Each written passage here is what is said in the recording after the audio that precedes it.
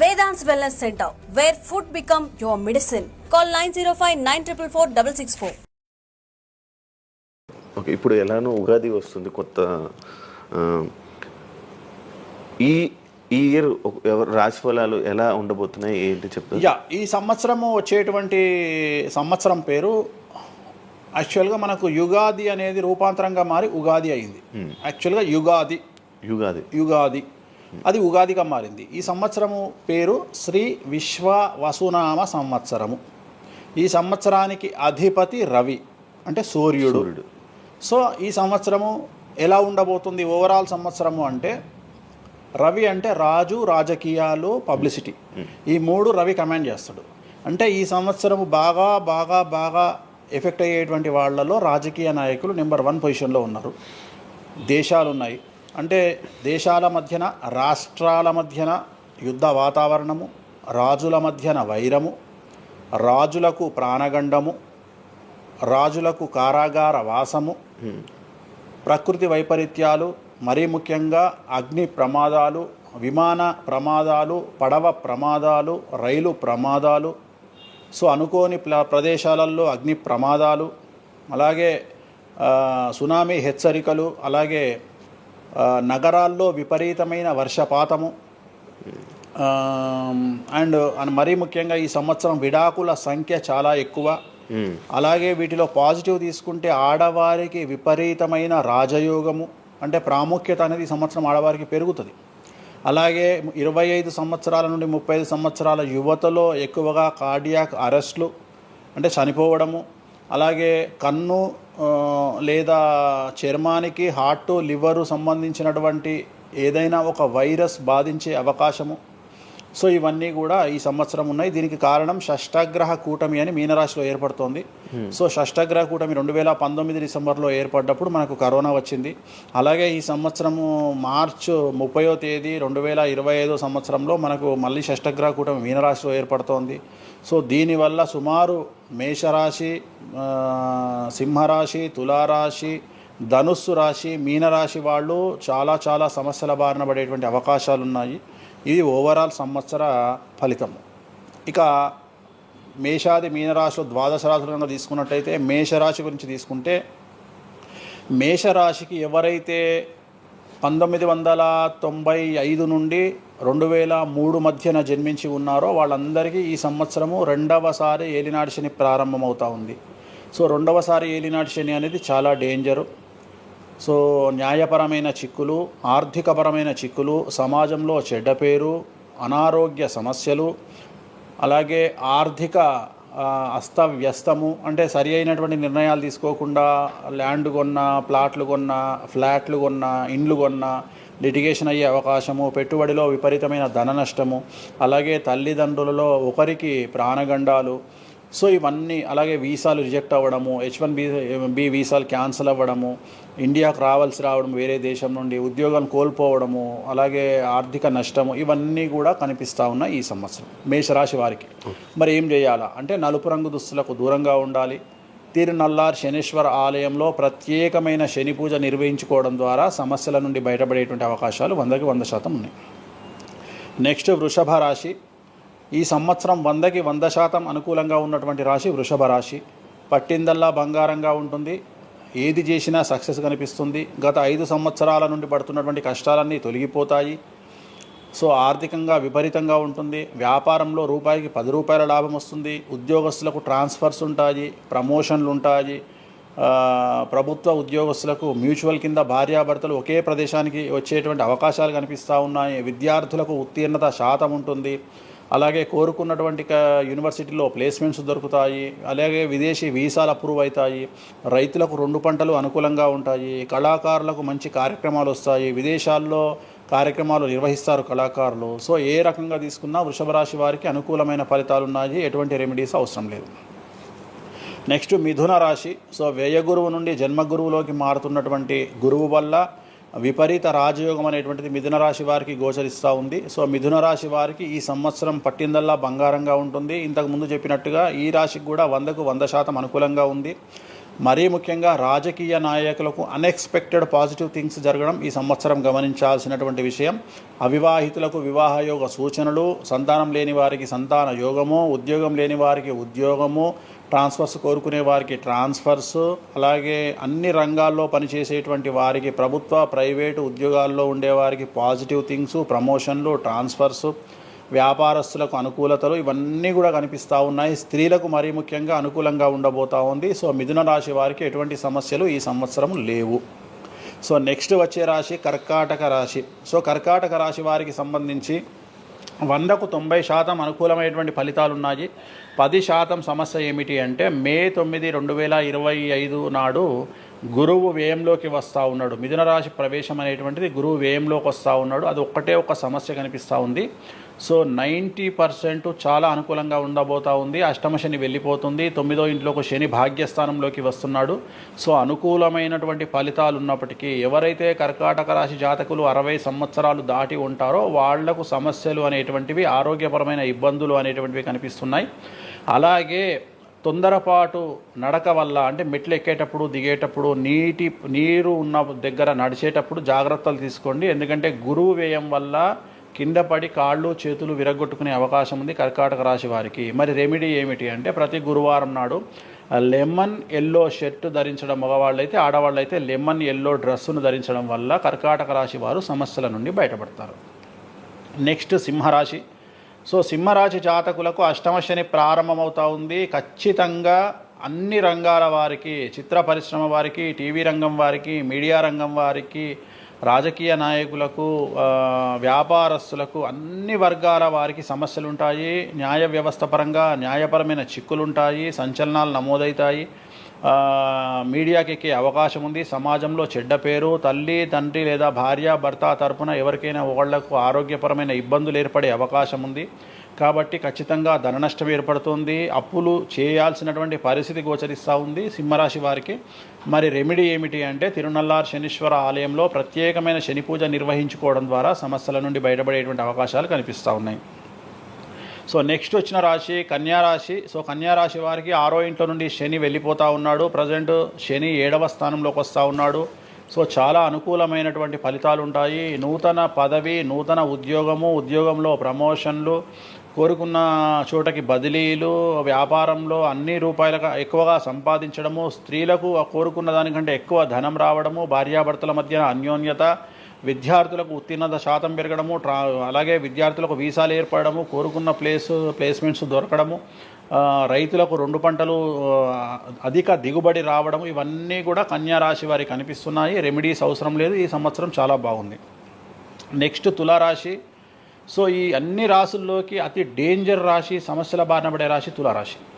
ఎందుకంటే షష్టగ్రహ కూటమి ఎఫెక్టు 6వ ఇంట్లో, 6వ స్థానములో శని 6వ ఇంట్లో. సో తులారాశి అనేది అతి పెద్ద సమస్యను ఎదుర్కోబోతూ ఉంది. తులారాశి వారికి ఆర్థికంగా విపరీతమైనటువంటి రాబడి ఈ సంవత్సరం ఉంటుంది. డబ్బు మినహా అన్ని రకాలుగా మీకు సమస్యలు ఉంటాయి. డబ్బు కోరుకున్న దానికంటే ఎక్కువగా వస్తుంది, కానీ న్యాయపరంగా, ఆర్థిక పరంగా, సామాజికంగా తప్పుడు నిర్ణయాలు లేదా తప్పుడు సమస్యలు లేదా సమాజంలో చెడ్డ పేరు, సమాజంలో సంఘంలో చెడ్డ పేరు, ఆరోగ్యపరమైన ఇబ్బందులు, న్యాయపరమైన చిక్కులు. సో తులారాశి వారికి ఏ విధంగా తీసుకున్నా ఒక్క డబ్బు మినహా మిగతా అన్ని సమస్యలే. డబ్బు రాబడి మాత్రమే గొప్పగా కనిపిస్తూ ఉంది, అన్ని సమస్యలే కనిపిస్తూ ఉన్నాయి. తిరునల్లార్ శనీశ్వర ఆలయంలో ప్రత్యేకమైన శని పూజ నిర్వహించుకోవడం ద్వారా సమస్యల నుండి బయటపడతారు. సో నెక్స్ట్ వృశ్చిక రాశి. సో వృశ్చిక రాశి వారికి అర్ధాష్టమ శని వెళ్ళిపోతూ ఉంది. సో చాలా అనుకూలంగా ఉంటుంది. కళాకారులకు, సినిమా స్టార్స్కు, టీవీ వాళ్లకు, మీడియా వాళ్లకు చాలా అనుకూలంగా ఉండబోతూ ఉంది. రాజకీయ నాయకులకు విశేషించి యోగకాలంగా భావించాల్సి ఉంటుంది. విద్యార్థులకు ఉత్తీర్ణత శాతం పెరుగుతుంది, వీసాలు దొరుకుతాయి. అలాగే విదేశాలకు వెళ్ళే వారికి ఉద్యోగాలు దొరుకుతాయి. అలాగే ఉత్తీర్ణత శాతం పెరుగుతుంది. ప్రేమ వ్యవహారాలు ఫలిస్తాయి. భార్యాభర్తల మధ్యన అన్యోన్యత ఉంటుంది. అవివాహితులకు వివాహ సూచనలు ఉంటాయి. అలాగే సంతానం లేని వారికి సంతానం ఉంటుంది. సో వృశ్చిక రాశి వారికి అన్ని రంగాల, అన్ని వర్గాల వారికి పూర్తి అనుకూలతలు ఉంటాయి. రెమెడీస్ ఏమీ లేవు, నెగిటివ్స్ ఏమీ లేవు. సో నెక్స్ట్ ధనుస్సు రాశి. ధనుస్సు రాశి వారికి ఈ నెల మార్చి 30 ఉగాది నుండి అర్ధాష్టమ శని ప్రారంభమవుతా ఉంది.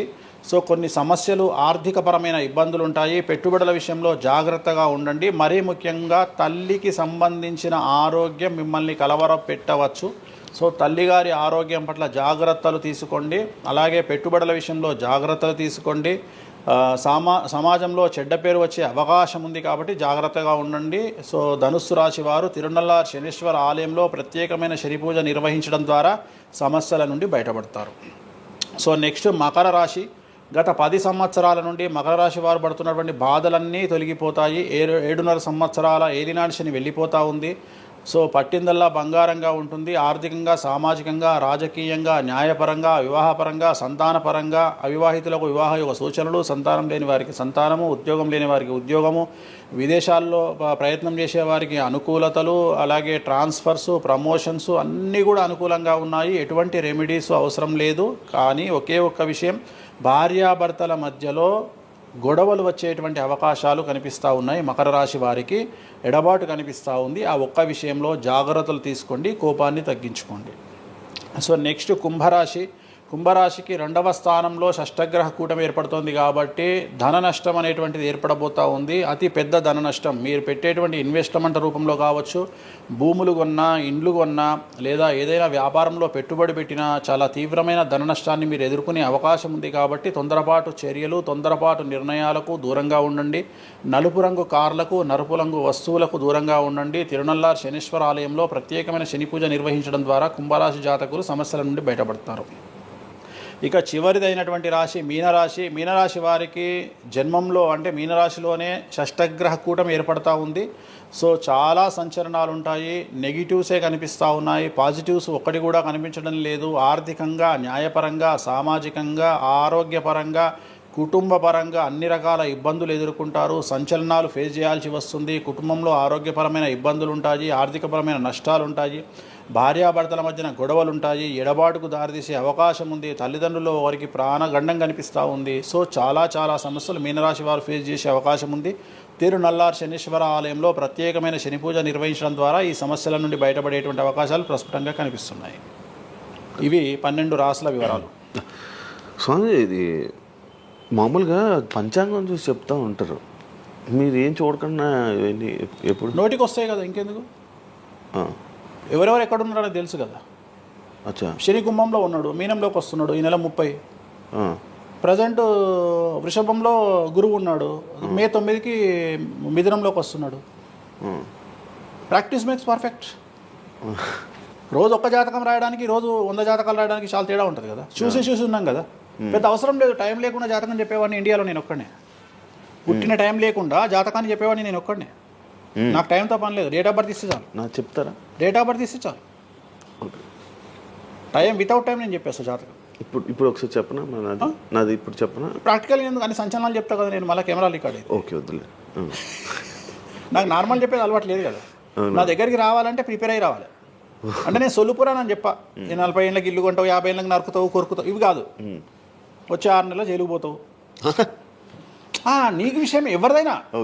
సో ఈ టైంలో డివోర్స్ అవుతుంది, ఈ టైంలో యాక్సిడెంట్ అవుతుంది. అంటే చెడును తెలుసుకోవడం వల్ల చెడు నుండి బయటపడడం ముఖ్యంగా. నేను చెప్పినా చెప్పకుండా నువ్వు కారు కొంటావు.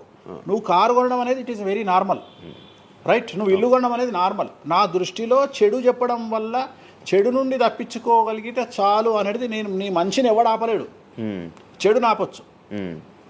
ఇప్పుడు నువ్వు బెంజ్ కారు కొనుక్కుంటా అంటే, నువ్వు ఒక BMW కొనుక్కుంటా అంటే నేను ఆపను. కానీ BMW 140 పోతే ఆపుతా. నేనేమంటా, భగవంతుడు నీకు BMW ఇచ్చింది భగవంతుడు. కానీ 180లో పోయే కక్కుర్తి నీకుంటే నేనెవడు కాపాడలేడు. హైదరాబాద్ రోడ్లకు 120 లాస్ట్. 140 పైన బండి షేక్ అవుతుంది ఈ రోడ్లకు. సో 120 కంటే ఎక్కువ పోకు అని చెప్తా. కానీ దేవుడిని అయితే నీకు BMW ఇవ్వద్దు అని నేను చెప్పలేను కదా. సో నీకు BMW దేవుడు ఇస్తాడు. సో నువ్వు స్వయంకృత అపరాధం చేసుకోకుండా కాపాడాల్సిన బాధ్యత నాది. బాబు ఫ్యాటీ లివర్ ఉంది, మందు తాకు. బాబు లంగ్స్ దొబ్బినాయి, సిగరెట్లు ఆపేసాయి. బాబు ఇగో పనికి మాలిన కసినోనో పేకాటనో ఆడకు, ఉన్న ఆస్తంతా సర్వనాశనం అయిపోతుంది. సో ఇవి చెప్పడం నా ధర్మం.